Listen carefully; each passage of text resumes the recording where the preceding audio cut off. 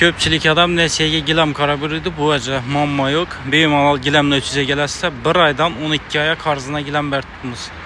Hazır amine geç bolsuna karamin klientimize gilamdan taklap verdik. Bu şavata getirdik. 2 klient nömrəsi öylerinden parıp çırayla taklap verdik. Yeni bundan namazı bir klientimize gilam taklap verdik. Özleri kit atırken yeni bunda şehrin içine getiren gilamla yeni bunda güllene, yengi bazara, mangıta. O da kalasa bu namazı öylerinden parıp çırayla taklap verdik dediler. Yeni bunda şehrine yine bir gilamları var. Sizlerem gilem gerek olsa, plus karzına gerek olsa, beyim alal gilemde 300'e gelirse bir aydan 12 aya karzına ver tutmuz. Yine hazır dükkanın içinden bir atmosferasını gösterimiz. Hazır ama yine kırkıp tikit tuttular yine. Haraba tuttu bu yine. Devam.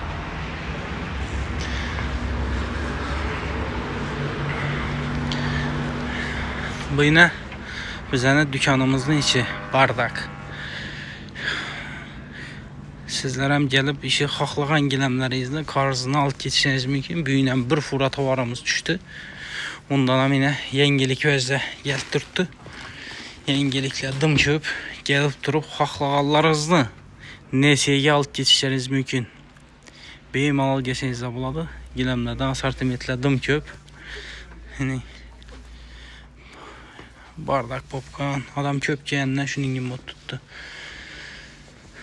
Beyim alal gelip sizlerem şu karzına gilemasanla buladı. Bersi türde gilemlerdi. Mesela işi gilemlerdi almasanız 100 bin somdan kvadratı.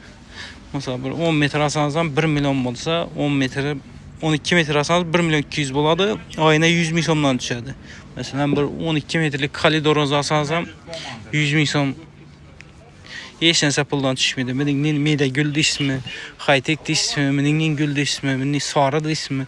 Asortimentle bomba, köp, beyim ala gelip haklağalarınızı nesiye savdu arkalı alıp kesinlikle buladı. Misal şu özdeniki 100 bin somdan kvadratı yeni 4 metre. Eğer de sizde bir dalanınızda 10 metre alaman deseniz 40 kvadrat buladı.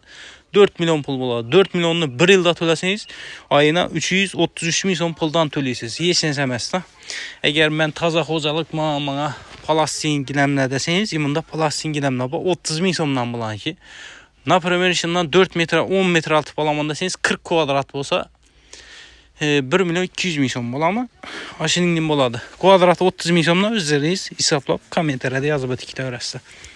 Yani gilemle de asortimentle köp. Beyim alal geçenizde buladı. Berse türde gilemden şu nesiyege bertimiz. Hem ezni gilemle 300 magazininde kütük kalamız. Beyim alal gelip haklağanlarınızla harita etik geçişleriniz mümkün.